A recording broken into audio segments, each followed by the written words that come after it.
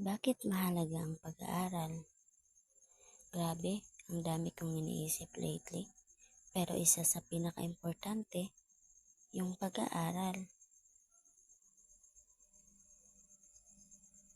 Parang ang hirap minsan, di ba?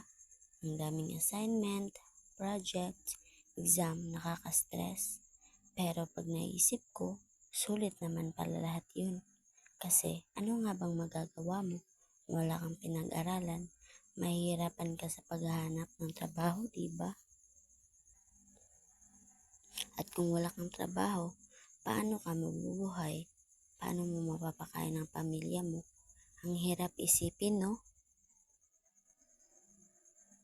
Pero bukod doon, ang pag-aaral ay nagbubukas din ng maraming pinto. Nakakakilala ka ng bagong tao, nakaka-experience ka ng bagong bagay, at higit sa lahat, natututo ka. Natututo kang mag-isip, mag-analyze, at mag-solve ng problema. Yung mga skills na yan, useful naman sa lahat ng aspeto ng buhay mo. Kaya kahit gaano pa kahirap ang pag-aaral, dapat natin itong pagsikapan para sa ating kinabukasan, para sa ating pamilya at para sa ating bansa.